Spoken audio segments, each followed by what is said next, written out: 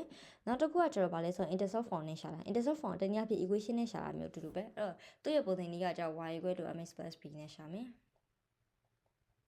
ဒါကတော့လွယ်တယ်ဘာမှတိတ်ပြီးတော့ထွေထူးတွက်စရာမလိုဘူး y နေရာမှာ y နည်းနည်းပုံသင်နည်းလေးတွေကိုအစားထိုးကြည့်sorry mx plus b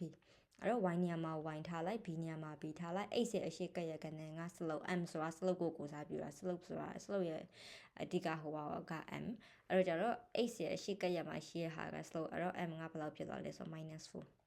x minus ပါတခါလေးယူမယ်ဒါပဲအဲ့တော့တကယ်လို့တစ်ခါလီမှာသူ့ရဲ့ပုံသင်နည်းကဥပမာအနေနဲ့ 2y plus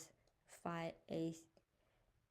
plus 4ညီမျှခြင်း0ဒီလိုမျိုး equation လာမယ်ဒီလိုမျိုး equation ကို slope ရှာခိုင်းမယ်ဆိုလည်းအတူတူပဲဆိုတော့ y equal to mx plus b ပုံသင်နည်းနဲ့မဖြစ်မနေပုံစံပြောင်းလိုက်အဲ့တော့ 2y ကိုထားခဲ့မယ် 2y ညီမျှခြင်း3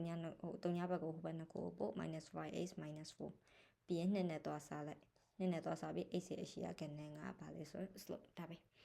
အဲ့တော့ဒီဟာကကျတော့ဗာလဲဆိုတော့ equation ကနေပြီးမှ slope ရှာတဲ့ပုံသင်နည်းအဲ့တော့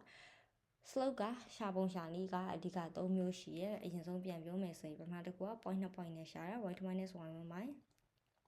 x2 - x1 နဲ့ရှာတာရှိတယ်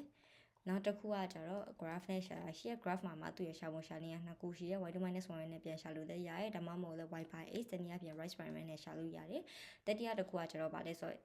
equation နဲ့ရှာ equation ကနေရှာရလို့လည်းပြောတယ် intercept ကနေရှာလို့လည်းရှာတယ်လို့လည်းပြောတယ် y equal to mx plus b နဲ့ရှာတာအတူတူပဲအဲ့တော့ရှာဖို့ရှာနည်း3ခုရှိရ slope ကအဲ့တော့အောက်ကဟာတွေကကြတော့ဒီဟာက slope ရဲ့ပုံစံနေ slope ရဲ့များသောအားဖြင့်တခြားပေါ့အပေါ်က3ခုအပြင်ပေါ့နောက်ထပ်ထပ်ပြီးမေးတက်တယ်မေကုန်းပုံစံနေအဲ့တော့ဒီလိုမျိုးဆိုသူ table ပေးထားမယ်ဒီ table မှာသူ slope ရှာခိုင်းတယ်အဲ့တော့ရှာဖို့ရှာနည်းကလွယ်လွယ်လေးပါပဲအဲ့တော့ဒီဟာနှစ်ခုကိုခွဲနဲ့ထည့်လိုက် x1 y1 ထားလိုက်အပေါ်ကနှစ်ခုကိုခွဲနဲ့ထည့်x1 xy ဒီနှစ်ခုကိုခွဲနဲ့ထည့် xy ဒီနှစ်ခုကိုခွဲနဲ့ထည့် xy အကုန်လုံးကိုခွဲနဲ့ထည့်လိုက် x ရ x နောက်က y အဲ့ဒါကိုတိုက်တဲ့ခွင်းကိုယူလို့ရတယ်အပေါ်ခွင်းနဲ့အောက်ဆုံးခွင်းကို x2.2 ထားပြီးတော့တွက်လေရတယ်အလယ်ခွင်းနှစ်ခုကိုအပေါ်ဟာ x1 y1 ထားအောက်ကဟာ x2.2 ထားပြီးတွက်လေရတယ်ဘယ်လိုပဲထားတွက်တဲ့အဖြေကအကုန်လုံးကအတူတူပဲထွက်မှာဒါကအဓိကတော့ဘယ်လိုပုံစံနဲ့တွက်တာလဲဆိုတော့ point 2 point နီးနဲ့တွက်တာပဲဒါပေမဲ့သူက point 2 point ကိုဇယားနဲ့ပြီးထားမျိုးအဲ့တော့တစ်ခါလေးလာရင်နည်းနည်းမျက်စိလေးတက်လို့ပြီးတော့နောက်တစ်ခုကဆိုရင် तू ကဘာတွေပြီးထားလဲဆိုတော့ဟိုကအများကြီးပုံစံတွေအများကြီးပေးထားတယ်အဲ့တော့ပထမတစ်ခုကကျတော့ तू ဘာလဲဆိုတော့ graph နဲ့ပေးထားတယ်နောက်တစ်ခုကကျတော့ဒီ